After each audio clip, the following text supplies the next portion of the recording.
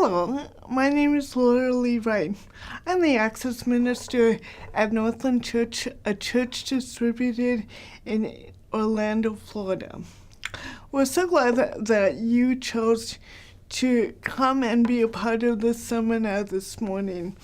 I'm really encouraged because you really began to think ahead of time about what it would be like to have people with disabilities serve rather than just being served. So who am I? Well, like I said, my name is Laura Lee. I have the privilege of serving in a congregation that is fairly large in the Orlando area. And I serve in the capacity of Access Minister, and so I look at disability from birth all the way to grave, and I ensure that a congregation feels like they can be involved any way they want to be. And so that includes the whole area of service. I'm passionate about this whole topic because I was born with cerebral palsy. And although my CP is very mild, there were accommodations that I needed along the way to be able to really perform well and to really become an active member of not only my faith community here, but even in society in general. I'm an old lady, and so I really was in that position very early on where I was a pioneer. One of those first kids to be mainstreamed before there were really specialized teachers in education that worked in typical schools. When it came to kind of camping, sports, all of those types of things, I was always on the cutting edge of kind of what people with disability could do. I've been a believer for many years, but my life really turned a corner when I started attending church at Northland about 14 or 15 years ago. And Northland was really unique in that I walked through the doors, and their whole push at that point was not to be inward focused, but always outward focused. And it didn't matter which activity I chose to be a part of, whether it was a singles ministry, prayer ministry, or in the end, missions. I was always included, and really, Northland was the first time that disability really was not a factor in the way that I serve. In 1997, God began to really speak to me about going into full-time service, and I just kind of laughed. Look at me, I'm just a social worker. I work with individuals with disabilities. I certainly am not cut out to do any full-time ministry. And then very quickly after those kinds of conversations started to happen between me and the Holy Spirit, I had the opportunity to go on my first overseas missions trip. And to say that the Holy Spirit spoke loudly was just a real understatement. Even when I was making those decisions as to whether or not to go on the trip, I kind of would bring up all these red flags in terms of disability. I can't do this. I won't be able to walk long distances. People will have to carry my baggage. They'll have to, I do things at a slower pace. And one by one, I had a team leader who just nixed all of those ideas and really believed that I should be a part of that team. That was when God really began to say, I am preparing a place for you overseas. And again, I'm like, I like warm weather. I don't learn languages very well. I barely speak good English, and it's hard to understand me. And so 2 years later, I landed up on the missions field in England, working not only with refugees, but really helping churches begin to look at including people with disabilities. So that really is my background. Where are we going to go the rest of today? We're going to talk about why we were created. Why did God create us to be servants? Or did God create us to be servants? Would really be what we're looking at. How do we, especially for our friends that have intellectual disabilities, how do we help them find an area that they're passionate about and plug them in, not only within a local faith community, but to be able to serve locally and even globally. And so we'll talk about assessment. And then we're going to talk about the challenges of setting up service opportunities and the value of having individuals with disabilities serving rather than the individuals who are being served. And then we will talk very briefly, because it really could be a seminar within itself, on how do we create successful environments for service. So, why do we serve? Well, the real common or the great answer really comes from 1 Samuel 12:24, where he says, only fear the Lord and serve him faithfully with all of your heart, for consider what great things he has done for you. Man. Serve him. And so the first part of this is a commandment, or something that God tells us he wants us to do. He wants us to serve the Lord faithfully with all of our heart, not just part of our heart, but all of our heart. And he didn't make the distinction between, well, those of you that are really capable and have all these really great skills to serve, those are the folks that I want to serve. He says all of us are going to serve. And for me, it's consider the great things he has done for you.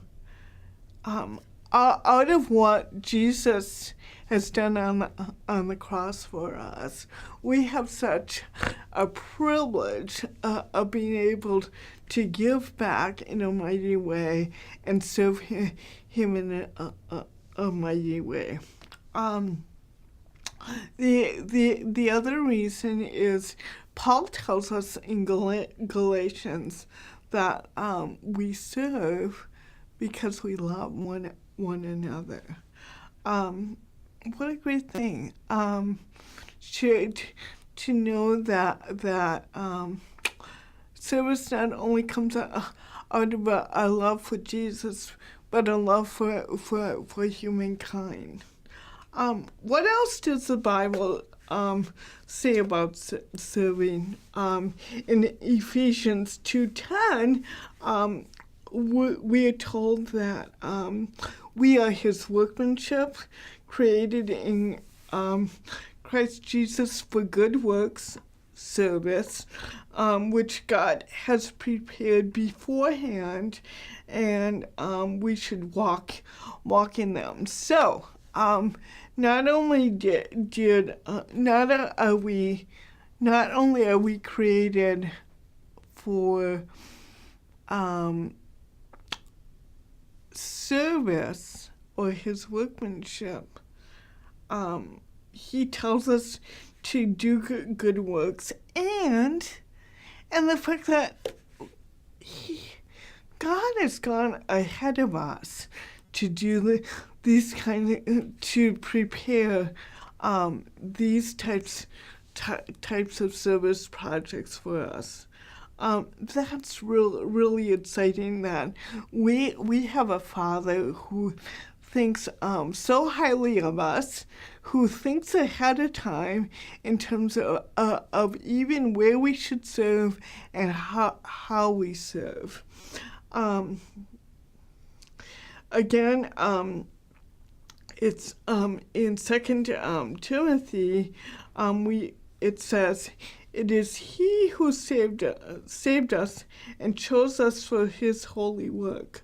Again, it's all about what He has done for us, because we don't deserve it, the Bible tells us, because He has done His plan long before the world has begun. So even before I was born, you were born.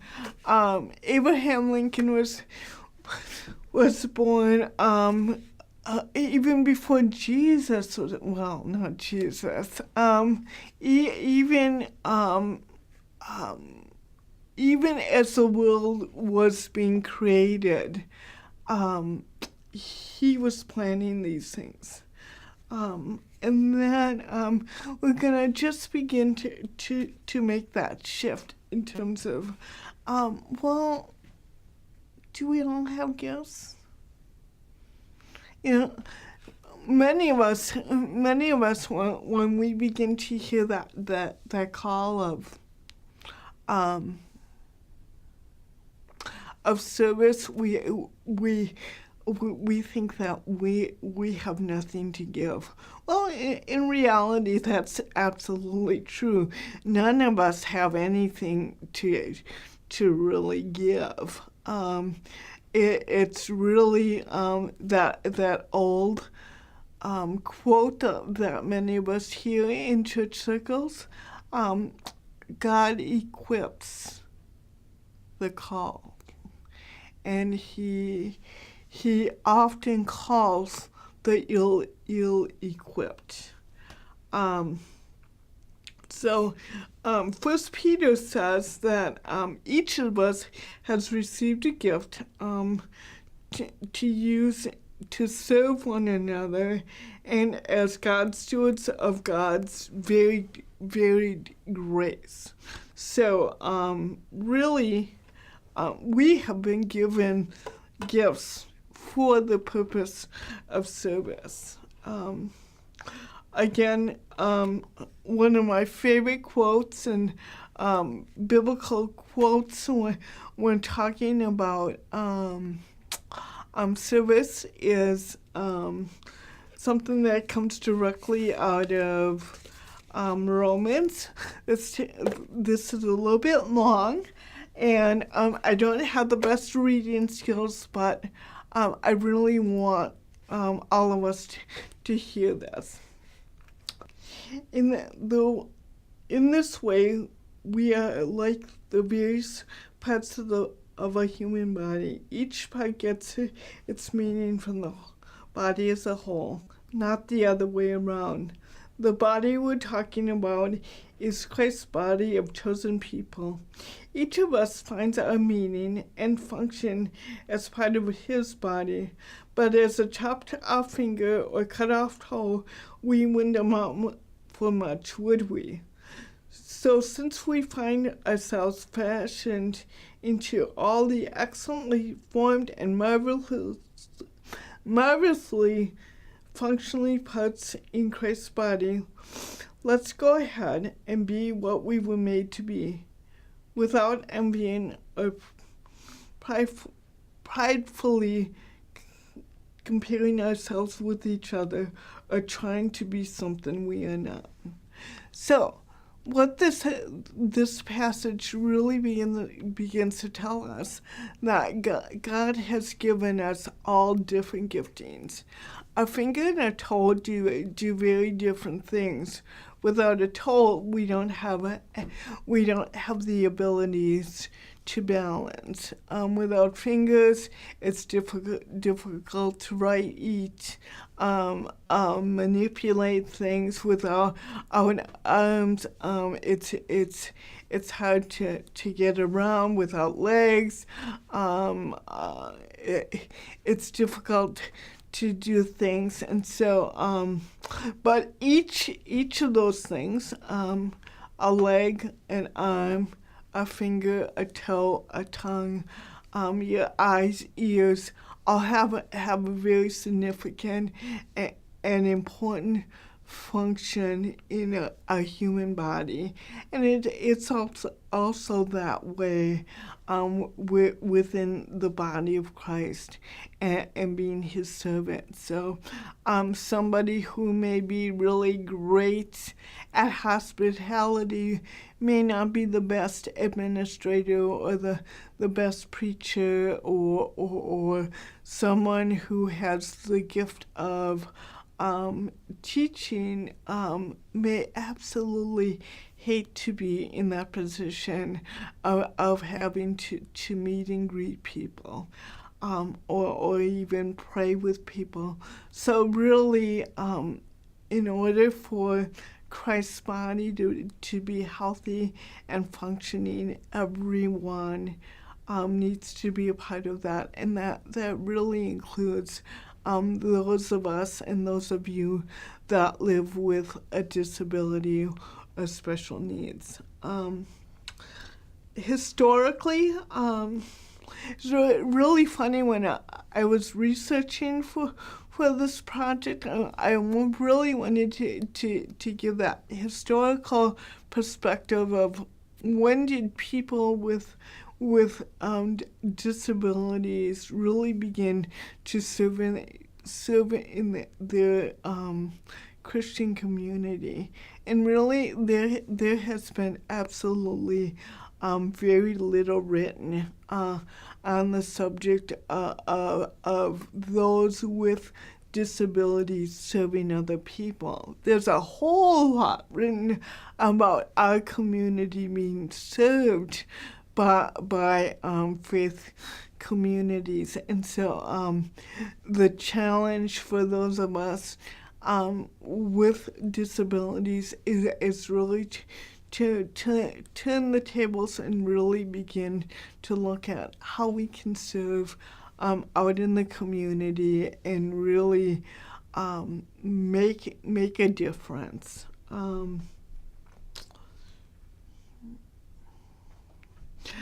I think that a lot of the issues come from the a worldview that really says that people with disabilities don't have a lot to give, but rather they need our help. And so even when we set up ministries in churches, real often there's that benevolent kind of attitude. We're going to take care of a child that has a disability, rather than having that attitude of bringing that child into church, into Sunday school, and teaching that child the Word of God and what it is to have a relationship with Jesus and what it means to serve. So I think serving begins very early on, and it's something that we have to change. We have to model very early as we develop our individual ministries. I think too the other issue, and we're going to talk a little bit further about this later on in the session, is so often we look for easy solutions. If you got someone who utilizes a wheelchair, it just takes a whole lot more prep in terms of where's that person going to serve, what is that going to look like, what is the image that whole dynamic presents to the congregation and to the public. What does it look like when a teenager with autism really says he wants to be a part of the music team? Or what does it look like when someone that maybe has some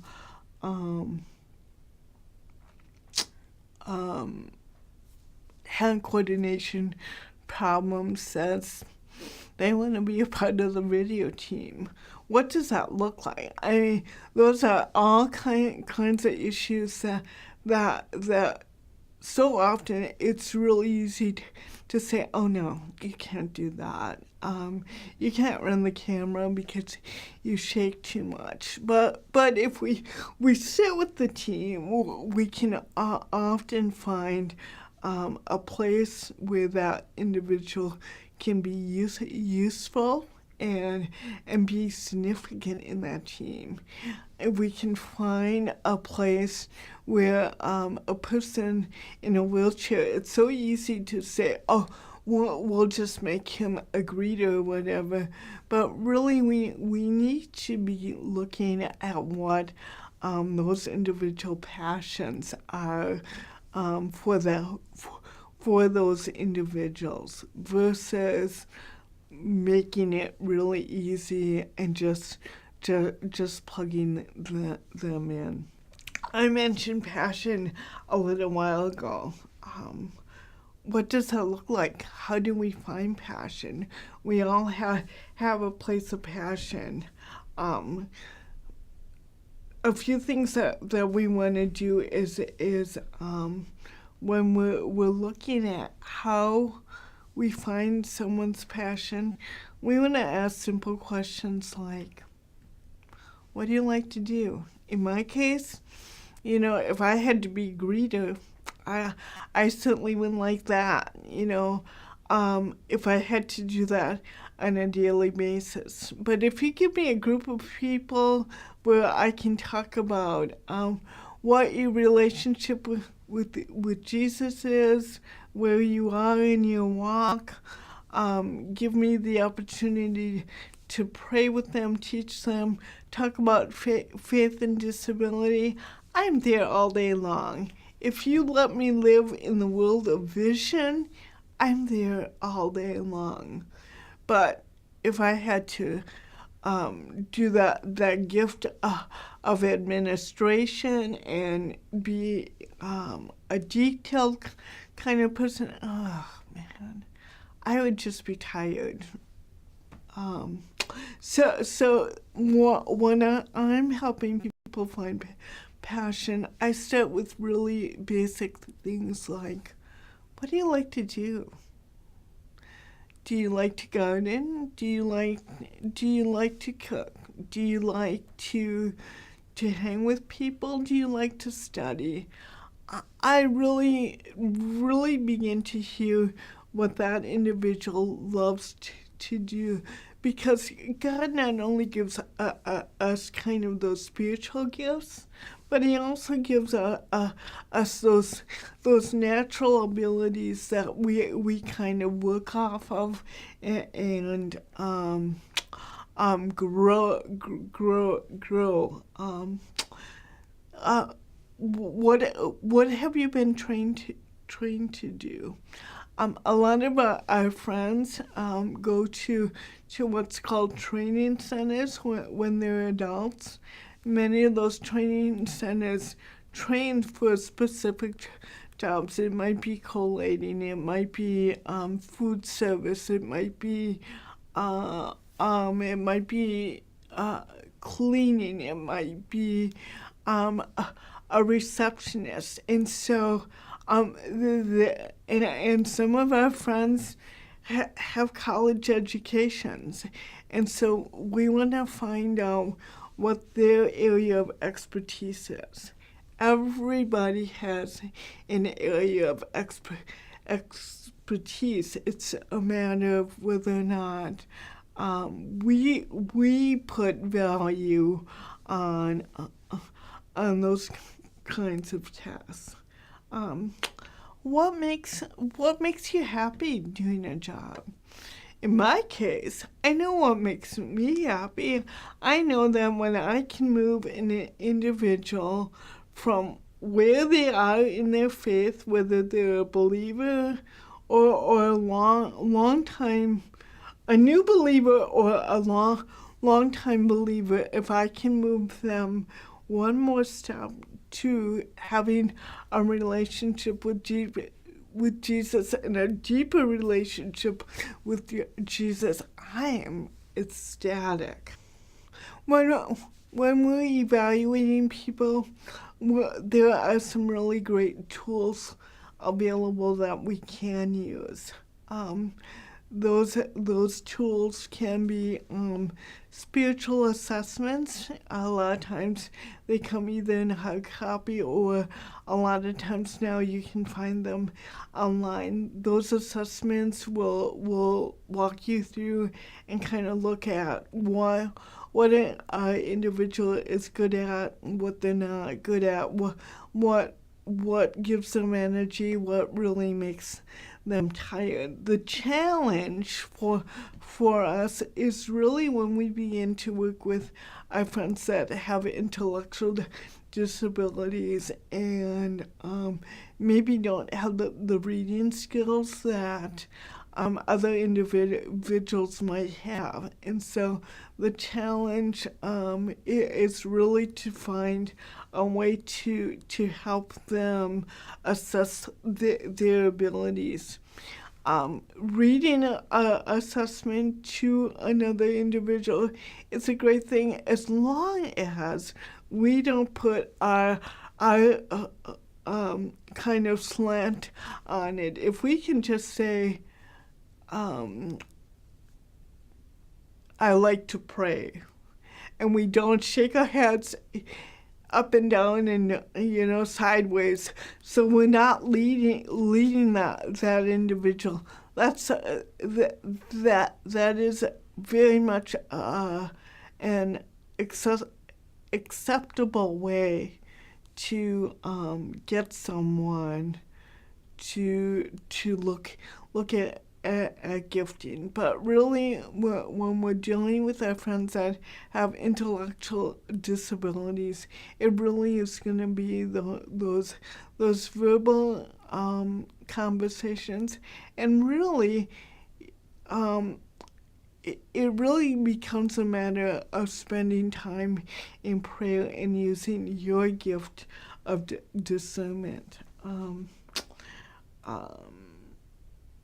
I get so excited because I can think of so many great stories of kind of people who have already begun to find their passion and their place of service.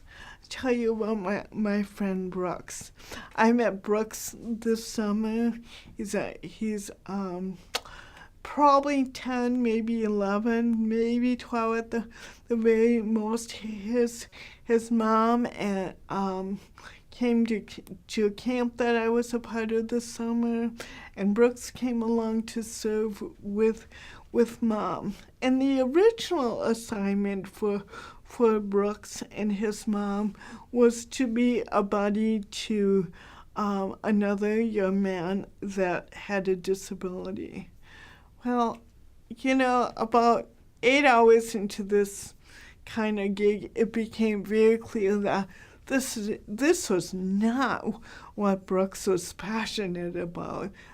Playing with this little boy and kind of helping this little boy was not what he was about. But his heart, it became very, very apparent, was to be the assistant of our rec director that weekend. And by the end of that week, we found Brooks just being able to anticipate almost every move that our rec director needed to happen that weekend. And the more he served, and the more he got into the role, and the more we empowered him, the more he took ownership. Brooks, by nature, is just a servant who just loves to be behind the scenes. But also having Brooks a part of our big team also presented several other challenges. Days at camp are really long. They start at 7:30 in the morning, and they don't get over much before 10 or 10:30 at night. For a child this age and with his limitations, that was a really long day. And so we as a team had to really look at how we were going to really accommodate Brooks. And so he not only felt empowered to do his job during the day, but also that he felt like he was a valued team member. And so there were nights that we were scheduled to have a meeting, and he was the type of young man that he didn't want to miss anything because he was dedicated to his job. And so if there was a meeting, he wanted to be there, even if we gave him the night off. So sometimes we would just choose not to have a nightly meeting and communicate with teams, team members in really different ways. My friend DJ lives in Wisconsin, and DJ is a part of a team where all there are 4 guys that live in this house.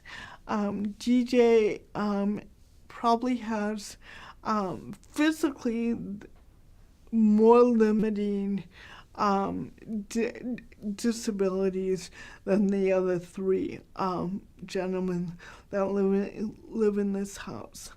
The other 3 gentlemen, they're active workers. They like to build things. They like to hammer. They like to clean up. They are just physically manly men. But DJ, he's kind of short. He's kind of little. He's artsy, and he loves to have conversations, and he loves to pray. And so his role in that team is really to be kind of that prayer warrior, kind of that spiritual director, all of those kinds of things. School is each of those men in that house have contributed to the success of a growing camp ministry in northern Wisconsin. My friend Tammy, Tammy and I met here at Northland many, many years ago. She was a missionary, and she worked down at a local missions agency, and she answered phones, and she did clerical work, and everybody loved her there, but she always had this sense that God was calling her to be more than a receptionist or a assistant. She had the desire to teach, but that group of people really could not think outside of the box. Tammy now works in a missions organization serving others that have disabilities, but she's teaching, and she enjoys life. She enjoys getting up and working on a daily basis. My brother Milo has an intellectual disability, and from little on, Milo had the abilities to anticipate my mom and her husband's every need. If my mom was baking in the kitchen, he just was able to anticipate whatever she needed, whether it was flour, whether it was apples, whether or not something needed to be cleaned. The same with my mom's husband, Ken. You know, when they were working with tools, he just knew instinctively, and he loves to absolutely serve behind the scenes. He would never really want that upfront kind of thing, but God has just gifted him with the ability to really serve, and so in all of this. When we're looking at individuals, we really have to do that. We have to look at them as just that individuals that God created for His service and with purpose. It's He has created all of us with really deep passions and really great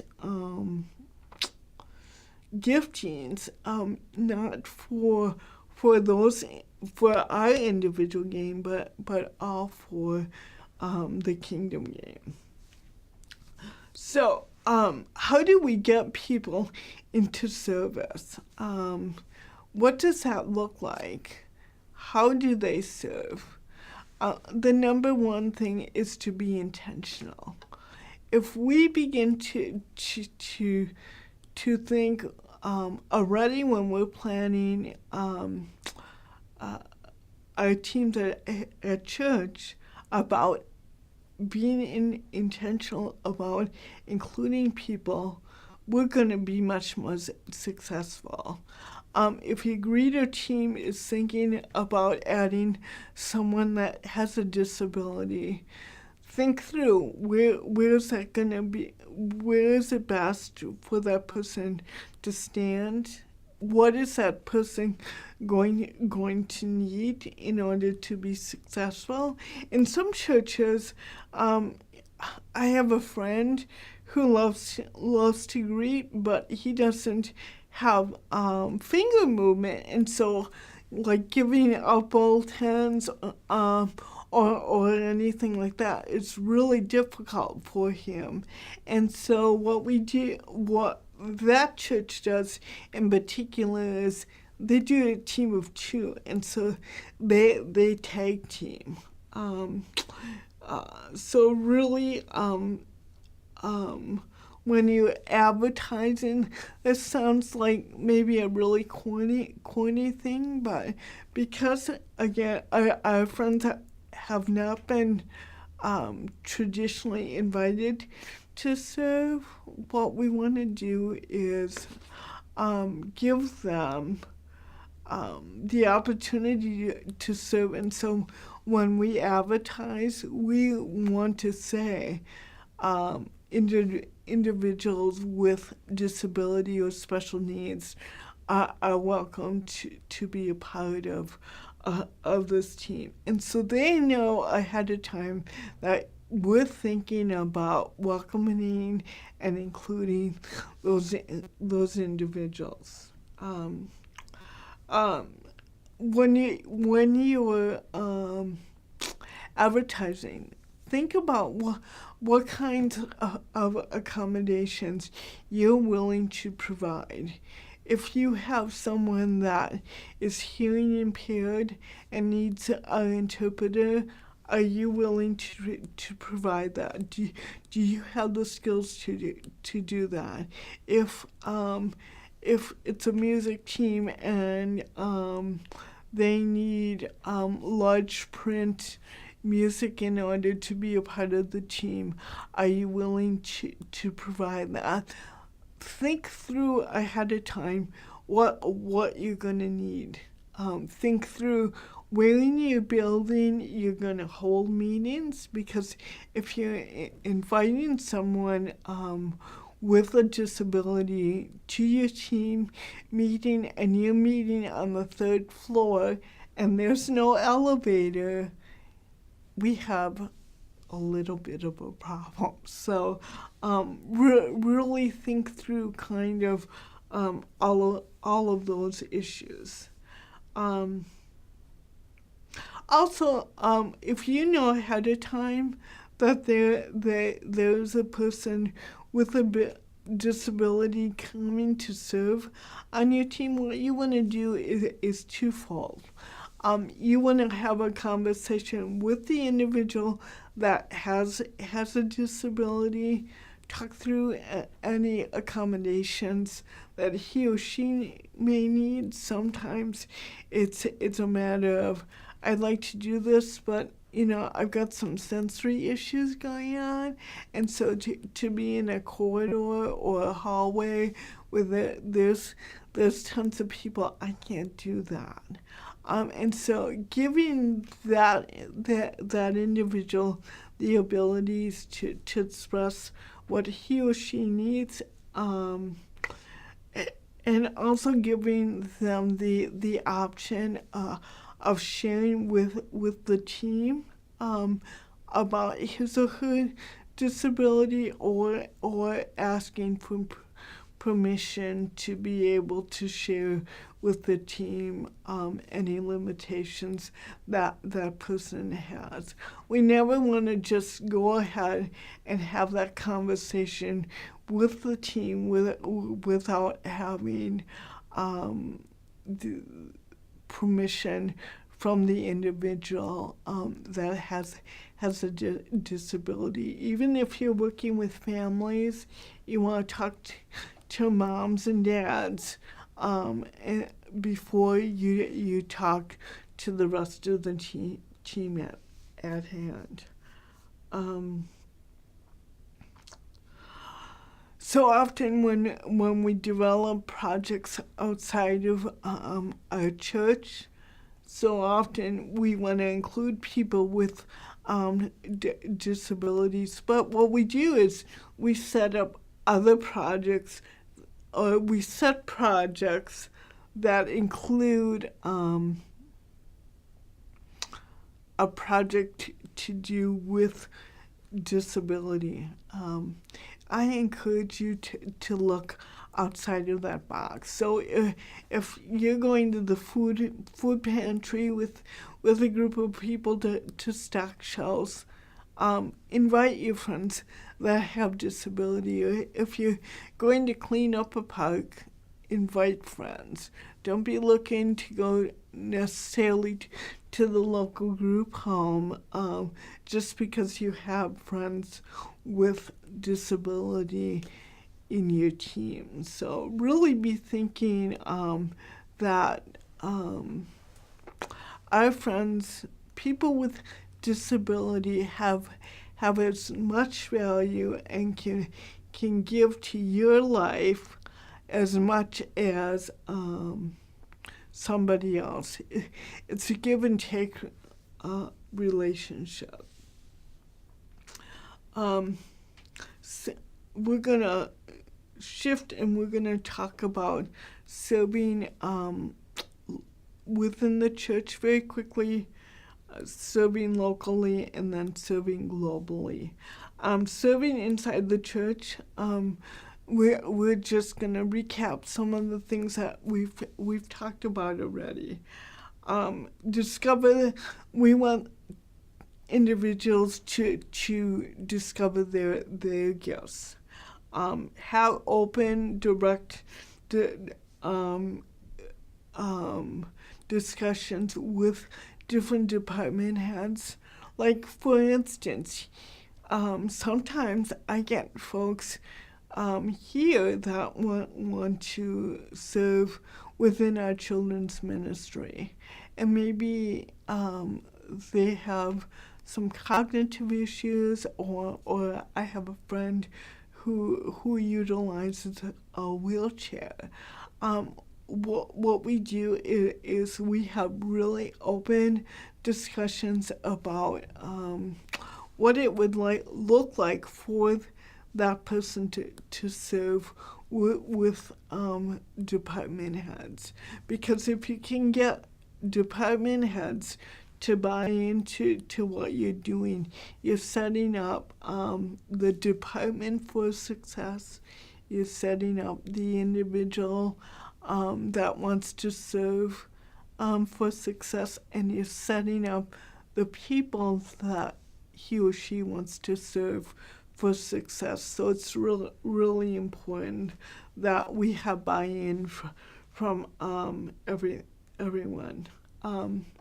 A lot of times our friends will require some extra training, and so if you can put yourself or somebody else within that team in a position where you can shadow them and kind of teach them the routine of the day, what they're gonna need, what that looks like, and give online positive feedback in the moment. That's going to be really helpful versus having somebody, 3 days later come to you and say, John was just very inappropriate with the lady with the baby. If we can correct those things in the moment, we really want to do that. And really, the more that we can think outside of the box in terms of having a person serve, the better off we're all gonna be. Here at Northland, we spend a lot of time serving outside the doors of Northland. So several times a month, we have teams all over Central Florida serving. What we've just begun to do is really be intentional about including our families and individuals that have disabilities in service projects. And what we do is I sit with our service coordinator here, and we go through the list of projects coming up, and we kind of decide, hey, this is a really great family-friendly kind of service project, and you know what, this isn't going to be really great for our friends that have sensory issues, or our friends that have boundary issues, and we go through and we pick one or two or maybe three really great service projects who are going to be really great for our families, and those are the ones that we promote to our families and our individuals. Then and even before we promote, then I begin to have conversations with the agency where we're going in terms of, okay, I have these 6 families who are coming. Three of our families have children with autism. They want to work, but frankly, they may only work 25 or 30 minutes, and they might have to go, or they might have to come in and out the doors, or whatever it is. I make sure that the physical plant is accessible, and I begin to dialogue with the directors of the agency to talk through just what it looks like for a person to serve. And we talk about the benefits of having a person with a disability really serve. Because a lot of times people with disability, because the unemployment and underemployment rates in our community are staggering. Many of our friends don't get jobs, and so the only way that they get out and really work is really in those volunteer roles. And so we work really hard to say that, they start here on a Saturday morning project, but they might be someone that you can use Tuesday, Wednesday, and Thursday for 4 hours in key kinds of programs. So it really becomes a win-win situation for everyone. And then we work really hard after each of those events to talk about the pitfalls of that service project. We debrief, we talk about what really went well, what was really hard. Is this an agency that we want to send our families and our individuals back again? And so there's always that ongoing feedback going on. Serving globally is the last area that we're going to talk about today. I said earlier in this presentation that I worked overseas. And part of my story, even here in Northland, was I was a Northland Sun missionary. And in some ways, we kind of laugh now about how I was sent because I would never recommend the way that we did that. Even though I had talked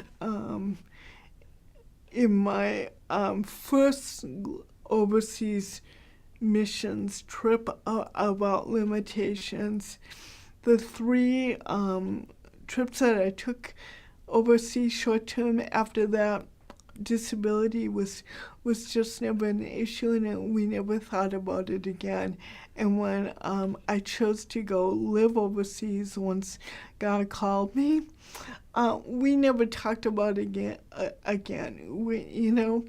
So here I am in a country without a car, having to walk a couple miles to and from the grocery store and use public transportation, and we didn't think about, just what it would be to live in cold, damp England, and what it would do to my body physically. We just never had the discussion. Now, had we had those discussions, I'm not sure that any of us would have changed our minds in terms of my call to England, but I think we would have been much more intentional about planning and really talking through what I needed to be successful.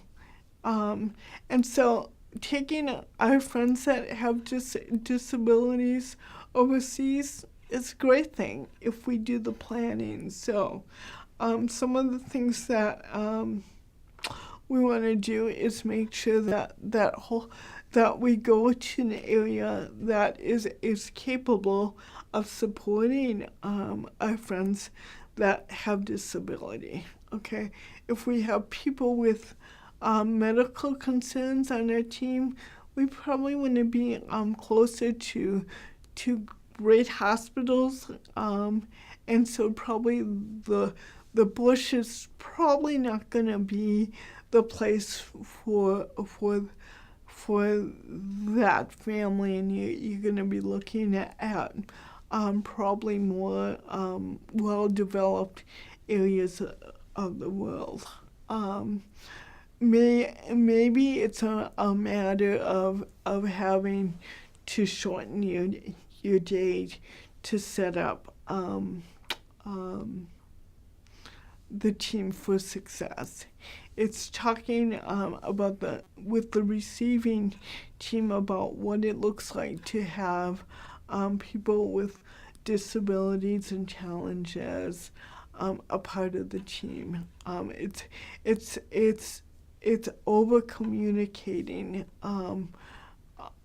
all the tiny little details and really having to think through what it looks like to have someone with huge sensory issues on a flight for 8 hours or 9 hours. It's doing those test runs ahead of time of maybe having individuals serve on a local team before they venture on an 8-hour plane trip. All of those types of things.